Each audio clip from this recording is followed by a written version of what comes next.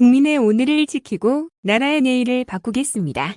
존경하는 국민 여러분, 더불어민주당 대표 이재명입니다. 새해가 밝았지만 희망을 말하기에는 국민의 삶이 너무나 팍팍합니다.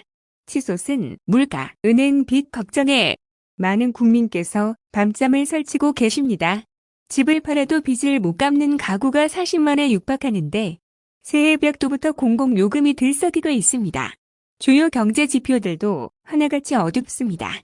무역 적자가 사상 최악인 472억 달러를 기록했습니다. 올해는 수출이 더 감소할 것이라고 합니다. 일자리 증가폭은 작년의 10분의 1에 불과하고 성장률도 1%대로 추락할 전망입니다. 지난해 코스피 지수도 G20 선진국 가운데 최악의 낙폭을 기록했습니다. 민생 경제가 끝을 알 수 없는 시련의 터널로 접어든 것입니다. 더구나 이처럼 어못한 시기에 한반도의 군사적 긴장이 가파르게 높아지면서 경제에 큰 침을 지우고 있습니다. 특히 안보 무능을 감추기 위한 대통령의 위험천만한 말 폭탄으로 국민 불안과 시장 혼란이 증폭됐습니다. 정말 이러다 무슨 일이 나는 것 아닌가 하는 불안이 국민들 사이에 생겨나고 있습니다. 어려운 경제 상황에 안보 참사까지 더해지면서 코리아 리스크가 전면화되고 있습니다. 국민의 삶이 생사의 기로에 놓였습니다. 폭력적인 국정을 정상화해야 합니다. 이러한 때일수록 정치가 제자리로 돌아가야 합니다. 정치권 모두의 힘을 모아 민생을 살리고 나라의 미래를 개척하는 데 집중해야 할 때입니다. 이를 위해 일방적이고 폭력적인 국정을 중단해야 합니다. 야당 말살 책동 또한 그만두시기 바랍니다. 그동안 정부는 말로는 협치를 내세우면서 권력기관을 동원한 야당 파괴, 정적 죽이기에 골몰했습니다. 이중 플레이로 국민을 속여온 것입니다. 집권 이후 8개월이 넘도록 야당 대표와 대화하지 않은 유일한 정부라는 지적까지 받고 있습니다. 국민과 야당을 대화 상대로 인정하지 않는 이상 국정 난맥과 위기는 반복될 수밖에 없습니다. 정부가 추진하는 소위 3대 개혁도 검찰의 영장 집행처럼 우격 다짐으로 밀어붙이다가는 성과도 없이 거센 반말만 서루려가 있습니다. 분열과 분노의 정치를 끝내겠습니다. 국민 통합을 최우선으로 생각하겠습니다. 제가 지금 드리는 말씀이 아니라 대통령께서 지난 시기에 다짐했던 말씀입니다. 그 초심으로 돌아가시기 바랍니다. 저는 이미 여러 차례 대통령과의 회담을 제안했습니다. 그 제안은 지금도 유효하다는 말씀을 드립니다. 일방통행 국정을 중단하고 실종된 정치의 복원에 협력해 줄 것을 거듭 촉구합니다. 국정 기조의 전면 전환이 필요합니다. 국민 여러분, 경제 위기는 낮은 곳에 더 깊은 상처를 남기는 법입니다. 위기의 파고가 높아지는 지금, 국가는 사회적 약자와 서민을 두텁게 보호하고 공정한 고통 분담을 위해서 노력해야 합니다. 그러나 정부 대책은 거꾸로 가고 있습니다. 초부자 감세와 다주택자들의 부동산 쇼핑, 조장에 골몰하고 있습니다. 기후위기와 경제산업 재편에 대비하기 위한 재생에너지 확대, 리벽 기반 강화 또한 뒷전으로 밀려나고 있습니다.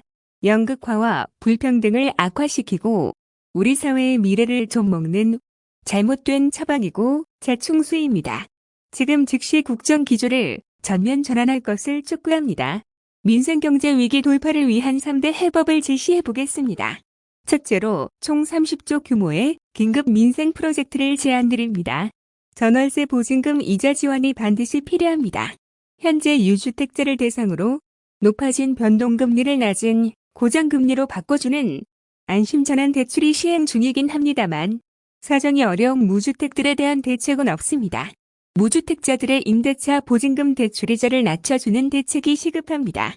대부업과 불법사 금융으로 내몰리는 저신용 서민들이 제도권에서 개인 신용대출을 받을 수 있도록 정부의 보증과 지원이 대폭 확대되어야 합니다. 코로나 위기 이후 폭증한 부채 문제 해결에도 나서야 합니다. 정부 재원과 금융기관의 금리 인하를 통한 이자 감면 프로그램, 인건비, 임대료 등 고정비 부담을 덜기 위한 고정비 상환 감면 제도, 대출 일부를 초저금리로 전환하는 한계차주 대환대출 지원 등의 가계부채 3대 대책을 추진해 나가야 합니다. 다음으로 물가 폭등에 따른 서민 고통을 완화하기 위해서 물가지원금을 소득 분위별로 차등 지원하는 이른바 핀셋 물가 지원금이 필요합니다. 민생 물가 안정에 도움이 되는 지역화폐 예산의 증액 및 항고화도 추진할 필요가 있습니다. 고금리와 경기 침체로 인한 부동산 혼란, 주거 불안도 해소해야 합니다. 이를 위해서 부실 위험, 주택과 미분양 주택을 공공이 매입해서 임대로 전환하는 매입 임대를 대폭 확대하고 부동산 PF 연쇄 부도를 막기 위해서 배드뱅크 설립도 서둘러야 합니다. 두 번째 제안입니다. 경제라인을 포함해서 내각을 대폭 쇄신해야 합니다. 현재 당국은 상황인식과 위기 대처 능력에서 국민과 시장의 신뢰를 상실했습니다. 김진태 사태를 수수방관해 자본시장을 붕괴 직전까지 몰아간 것만으로도 교체 사유는 이미 차고 넘칩니다. 진영과 관계없이 능력과 경륜이 검증된 경제팀을 구성해야 합니다. 참사 내각이란 직탄을 받고 있는 총리와 각 부처 인사들도 개편해야 될 것입니다. 세 번째, 경제 위기 극복에 있어 정부의 노력만으론 부족합니다. 국회와 정부, 기업, 노동계 등이 참여하는 범국가 비상경제회의 구성을 제안합니다. 민주당은 국회 다수당으로서 경제 위기 상황에 실시간으로 대응하기 위해서 당내에 경제안보센터를 설치하겠습니다. 2023년은 기본사회로의 대전환이 시작되는 원년으로 삼을 필요가 있습니다. 존경하는 국민 여러분, 지금 우리는 기후위기, 디지털 혁명, 인구위기 같은 문명사적 대전환을 맞이하고 있습니다.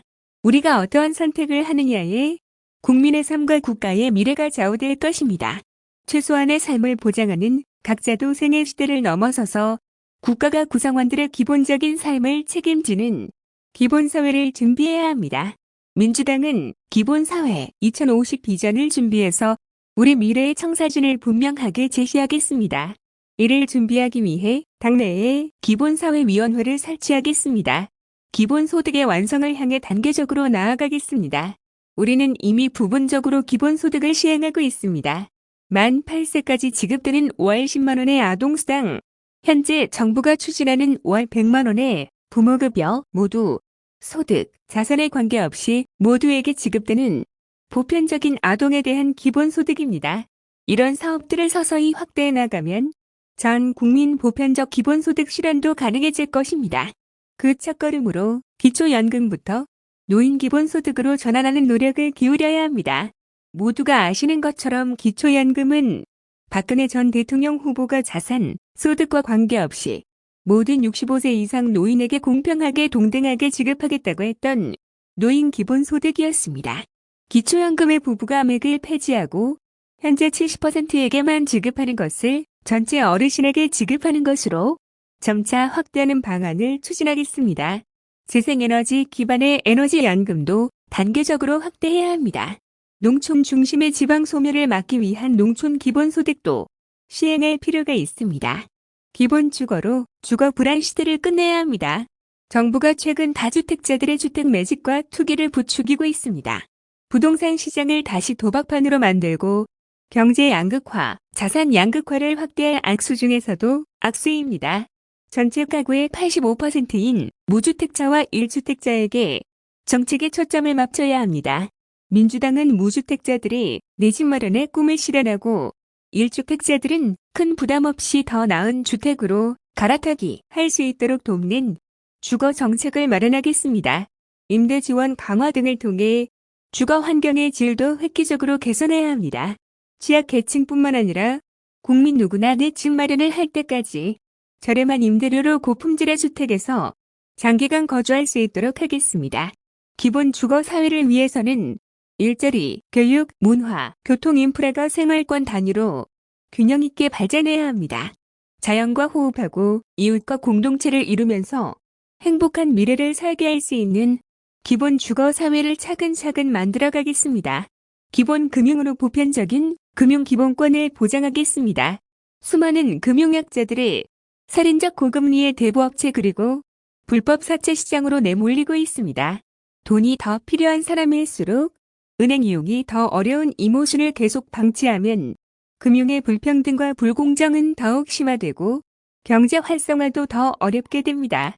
민주당은 금융 양극화 완화를 위한 마중물로 전 국민 기본 금융권 보장을 추진하겠습니다. 이 밖에도 여가, 교육, 의료, 교통, 통신과 같은 기본적 서비스를 단계적, 순차적으로 도입하면서 기본 사회의 지평을 차근차근 열어나가겠습니다. 국민의 뜻을 받드는 개헌과 정치개혁이 시급합니다. 존경하는 국민 여러분, 모든 개혁의 출발과 종착지는 결국 정치입니다. 올해로 87년 헌법체제가 36년째를 맞습니다. 이제 시대가 달라졌고 국민은 변화를 요구합니다. 이미 수명을 다한 현행 대통령 5년 단임제를 4년 중임제로 바꿔서 책임 정치 실현 그리고 국정 연속성을 높여야 합니다. 대통령 결선 투표제 도입으로 연합 정치와 정책 연대를 제도적으로 보장하는 일도 필요합니다. 국무총리, 국회 추천제나 감사원, 국회의관처럼 제왕적 대통령제 극복을 위한 조치도 해야 할 일입니다.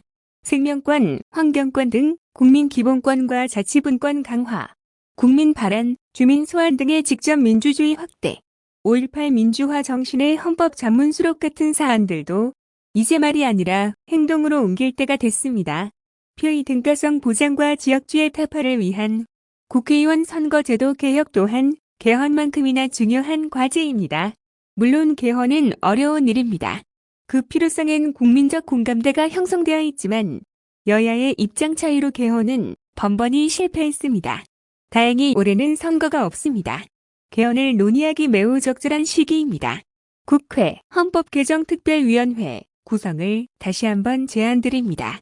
충분한 수기를 통해 개헌안을 도출하고 내년 총선에서 합의된 만큼 국민투표로 개헌을 할 수 있을 것입니다. 민주당은 올해 3월을 목표로 자체 개헌안을 제출해 보겠습니다.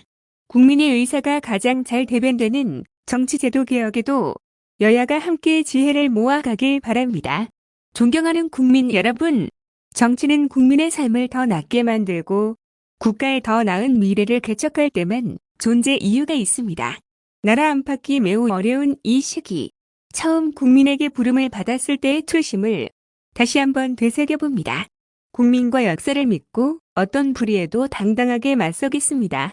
정치다운 정치를 펼치는데 최선을 다하겠습니다. 감사합니다.